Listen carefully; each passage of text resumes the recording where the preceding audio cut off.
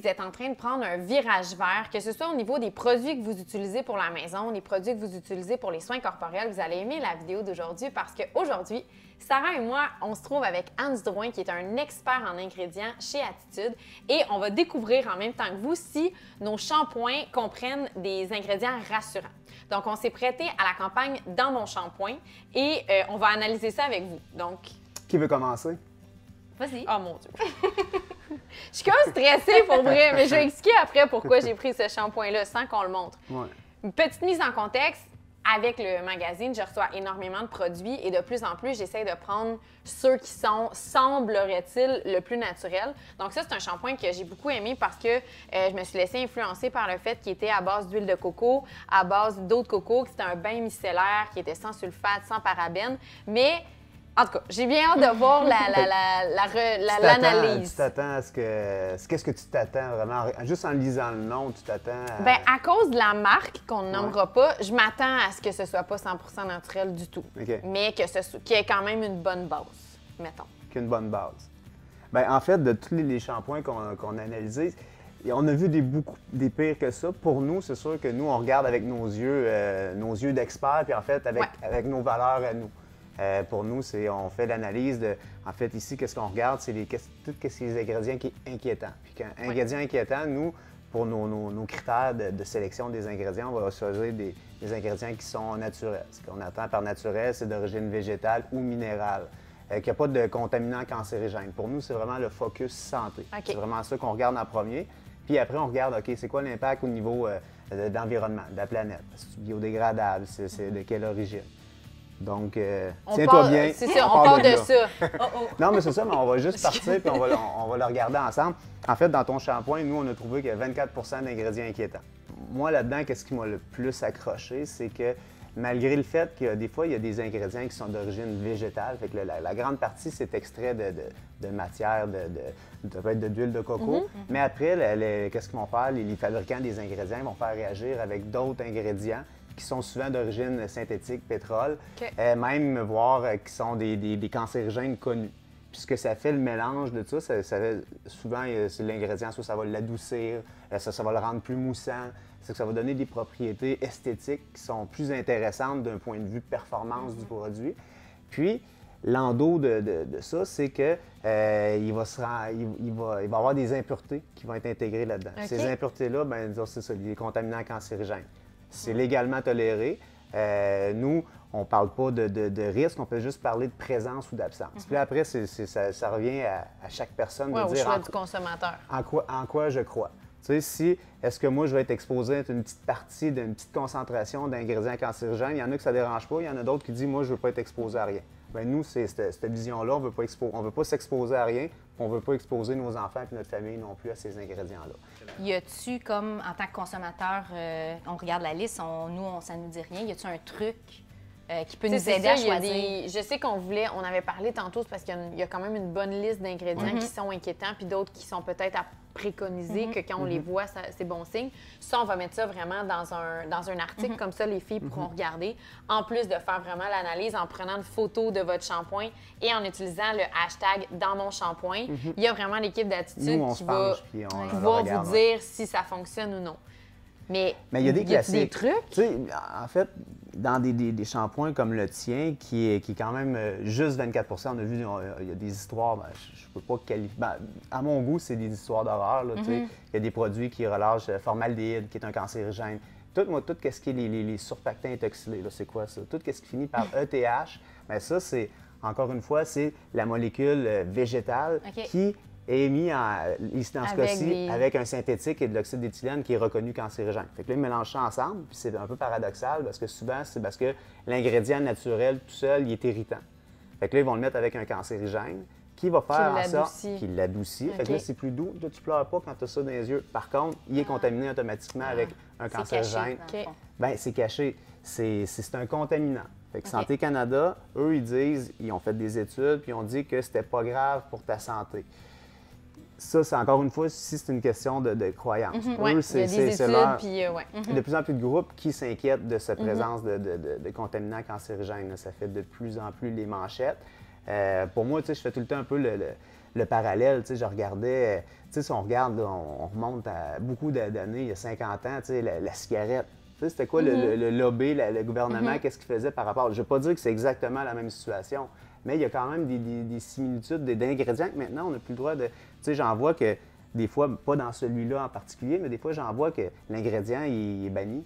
On n'a même plus le droit d'utiliser cet ingrédient-là. Fait que, tu sais, la science avance. Ouais, c'est un peu comme la cigarette. Tu sais. Avant, c'était pas de problème, puis tu sais, tout le monde fumait. Puis là, on s'est aperçu que, il y a des impacts sur notre santé. Fait que graduellement, puis moi, je dis, dans une dizaine d'années, espérons moins, il y a beaucoup d'ingrédients, pas nécessairement dans lui, mais tu sais, en général, qui est utilisé dans la plupart des produits qui va être banni. Mais tu sais, on le voit de plus en plus, là, tu sais, pour aussi quelque chose que je trouve qui est un peu difficile à démystifier. Tu sais, on le voit de plus en plus de grandes entreprises vont s'en aller vers du dit naturel.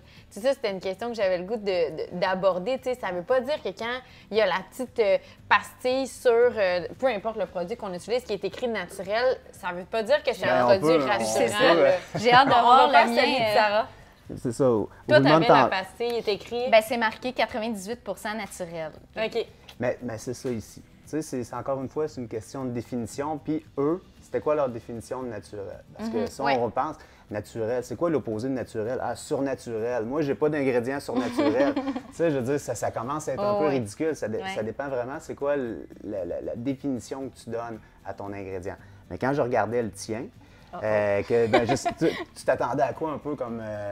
Ben, en regardant la bouteille, le nom du produit, ça m'indiquait 98 naturel, pas de parabènes, pas de sulfate.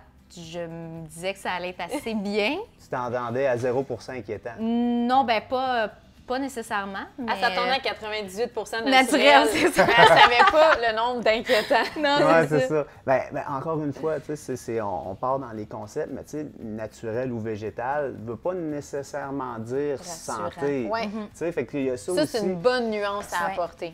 C'est une bonne nuance parce que, tu sais, on se dit, les huiles essentielles, ça, c'est le plus évident. Les huiles essentielles, c'est fort, là. Tu sais, faut vraiment ça les ne utiliser. convient pas à tout le monde. Il y a vraiment des... Tu sais, nous, on travaille avec une aromathérapeute, puis elle nous met toujours vraiment les... Comment on appelle ça? Là, les contradictions. Pas les avertissements, les oui, c'est ça. Il y a plein de choses qu'il faut que tu fasses hyper attention. Là. Fait que, ça veut, comme tu dis, ça veut pas dire que parce qu'un ingrédient est naturel est automatiquement bon pour tout le monde. C'est ça. Il faut que ça fasse partie vraiment d'une vision globale. Nous, c'est vraiment l'approche santé. C'est comme ça qu'on regarde quand on fait l'analyse. Dans ton shampoing, roulement de tambour, on a trouvé 38 d'ingrédients inquiétants. Oh non! Pas vrai! Ouais. Mais tu sais, tu as quand même 24 d'ingrédients non, inquiétants. Non, je sais, mais comme je suis sûre qu'elle moi aussi! Mais non, mais c'est ça. Mais tu sais, qu'est-ce qui est frappant là-dedans, c'est... Tu sais, c'est un classique, c'est le cocamidopropylbétène. Lui, c'est reconnu, si on va sur une base de données. Tantôt, on parlait d'outils, on parlait sur une base de données comme Skin Deep de l'organisme EWG, qui font l'analyse des ingrédients. Eux, ils s'arrêtent à un certain niveau, mais dans ce cas-ci, tu le vois que c'est clairement identifié que cet ingrédient-là est contaminé avec des nitrosamines, qui est possiblement cancérigène pour l'homme. La vérité là-dedans, là, c'est que commencer à faire, nous, l'analyse, moi, ça fait plus de 10 ans qu'on fait ça, puis tu sais, on a vraiment développé nos propres critères, puis tu sais, on sait ce qu'on veut, on sait ce qu'on veut pas, puis on sait jusqu'où on va aller chercher, on connaît les bases de données, puis nous autres, tout est appuyé par la science, toutes des bases de données scientifiques. Tu sais, c'est pas nous autres qui inventent « Ah, ça, moi, aujourd'hui, je file que ça me tente, que ce soit inquiétant. » On va s'appuyer, là, tu sais, nous, on juge pas, on s'appuie sur les faits scientifiques. Fait que pour nous, tu sais, ce seraient des ingrédients qu'on n'utiliserait pas. Pour eux, ça, c'est une autre histoire. Puis après, si toi, tu veux vraiment quelque chose, une solution qui est plus naturelle, bien, c'est peut-être pas le meilleur choix. C'est ça. Mais ça dépend de quoi tu crois. Oui. Fait que, tu sais, c'est un peu pour ça. Bien, c'est un peu pour ça aussi qu'on a voulu collaborer avec Attitude là-dessus. C'est que, Sarah et moi, on utilise déjà vos produits, que ce soit les produits ménagers, que ce soit les produits vraiment pour le lavage, etc. Puis c'était nouveau, tu sais, on a commencé à utiliser vraiment les soins. Puis, peux-tu nous expliquer un peu, tu sais, justement, qu'est-ce que ça veut dire rassurant pour vous? Parce que ça, c'est un peu de convaincre les gens de pourquoi on devrait prendre un virage vert. Parce qu'il y a plein de raisons qu'on pourrait prendre un virage vert, mais vous, la mentalité ou la mission que vous vous êtes donnée, ça serait quoi? C'est vraiment une question qui est large parce que nous, on ne s'arrête pas à juste un critère. Tu sais, il y en a que l'exemple classique là, du virage vert, « Ah, moi, je veux utiliser un produit qui est biodégradable. OK, biodégradable, c'est un critère. C'est quoi l'impact sur la toxicité aquatique du produit? OK. C'est quoi l'impact sur la fabrication, tes émissions de gaz à effet de serre? Tu sais, ça devient, un moment donné, ça devient tellement... C'est complexe. Ça devient tellement complexe pour une personne. Tu sais, ce que je peux te donner comme truc simple, tu sais, moi, je regarde beaucoup, tu sais, des certifications indépendantes. Tu sais, pas une certification, moi, je certifie que ça dans mon garage, tu sais, c'est fait. Mais tu sais, environnemental, écologo. Oui, ça, on pourra en parler. Oui, les pastilles, logos, ça l'aide quand même. Écologo. Nous, on travaille avec Écologo pour tout l'aspect qui est environnemental. Biodégradabilité, toxicité aquatique. Recyclable aussi. La matière, le packaging, il faut qu'il soit recyclable, sans effectivement. Cruauté. Eux, sans cruauté, ça, nous, ça, c'est PETA. Nous, on travaille avec PETA. Eux autres vont s'assurer que nous, on a la certification vegan, sans dérivés d'animaux et aussi qui est sans cruauté. On n'a fait pas de test sur les animaux. C'est une autre certification indépendante, crédible. On travaille avec EWG. Nos produits sont EWG Verified. Eux autres, ils ont vraiment l'approche santé. C'est qu'ils analysent les ingrédients. Puis tantôt, on parlait des surfactants, le sodium laureth sulfate. Là, ça, c'est le classique. Là. Je suis fier de vous, vous n'avez pas dans votre produit. Mais il y a quand même plusieurs ingrédients inquiétants. Ils nous le ramènent. Non, mais c'est ça. Ça, c'est le classique. Comme dans EWG Verified, ils vont dire, OK, c'est d'origine végétale, mais c'est contaminé avec du 1,4-dioxane, de l'oxyde d'éthylène, des cancérigènes, donc tu n'as pas le droit d'utiliser ça. Fait que ça vient un peu certifier la partie santé, si on peut dire. Fait qu'on travaille avec différents, puis on a vraiment... Même pour les produits, pour les personnes qui ont des peaux sensibles, qui ont des troubles d'eczéma, on a vraiment développé une ligne, eux autres. Moi, je les ai essayés, puis ça marche bien. Peau sensible. Puis ça, on est allé travailler avec le National Eczema Association. Fait qu'on est allé chercher une autre certification vraiment pour dire, OK, c'est bien beau de santé, environnement, animaux, mais c'est ça. Fait que là, c'est des dermatologues qui s'assoient, qui évaluent le produit. Fait qu'on va, selon le produit, on va aller chercher des certifications crédibles pour venir appuyer ça. Donc, en tant que consommateur, c'est quelque chose dont on peut se fier sur les logos, les certifications. Oui, c'est ça. Parce que, tu sais, autant ça peut être, tu sais, ce qu'on trouvait cool, nous, avec cette campagne-là, c'est que Sarah et moi, on a vraiment deux visions par rapport à ça. Tu sais, Sarah, c'est vraiment le volet environnemental. Elle a réalisé que déjà, tu avais fait un gros virage vert, tu es très forte sur le recyclage, le compostage, etc. Mais à un moment donné, tu as réalisé que ce que tu mettais sur ton corps, ben ça s'en allait dans les égouts, puis ça s'en allait dans les eaux. Fait que là, tu as commencé à te dire, OK, mais il faudrait peut-être que je pense à ça. Tout à fait. Versus moi, c'était vraiment au niveau du système endocrinien. J'ai beaucoup lu là-dessus. Tout le monde sait que j'ai un dérèglement. Fait que moi, j'ai appris que ce type de produit toxique-là, ça vient vraiment comme rentrer, ça vient faire du sabotage hormonal un peu. Donc, tu sais, c'est un peu de... Selon les convictions. Oui, tu sais, c'était vraiment pour vous... Mais c'est les tolérances, tu sais, dans ton cas, tu sais, les perturbateurs endocriniens, pour toi, ben, tu es peut-être un peu moins tolérante que moi ou toi. Fait que, tu sais, dans ton cas, toi, oui, effectivement, tu sais, tu veux vraiment regarder. Nous, on a d'excellents commentaires. Mettons, les gens qui ont fait de la chimiothérapie, les gens qui ont eu le cancer, là, tu sais, quand tu as passé par cette épreuve-là, parce que c'est toute une épreuve, là, après, tu vas être exposé à zéro. Là, tu deviens vraiment, tu réalises bien des choses, tu es content d'avoir survécu. Puis là, après, tu veux, fait qu'il y a beaucoup de gens, nous autres, qui se tournent vers Attitude pour ces raisons-là, parce que, regarde, nous autres, on n'ira pas faire un doctorat comme moi j'ai fait. Non, c'est ça, on va se coller aux bonnes personnes. C'est ça, on croit aux mêmes critères que vous, puis c'est avec ces produits comme ça qu'on veut utiliser. Donc, merci, Hans, pour cette belle discussion-là. En fait, nous, on avait vraiment le goût de susciter peut-être un questionnement auprès des lectrices. Puis pour finir, pour celles qui se demandent quelle gamme utiliser, Sarah et moi, on est vraiment tombés en amour avec la gamme volume. Donc, c'est vraiment l'étiquette qui est orangée. Un, ça sent super bon. Puis deux, vous ne retrouverez pas l'effet...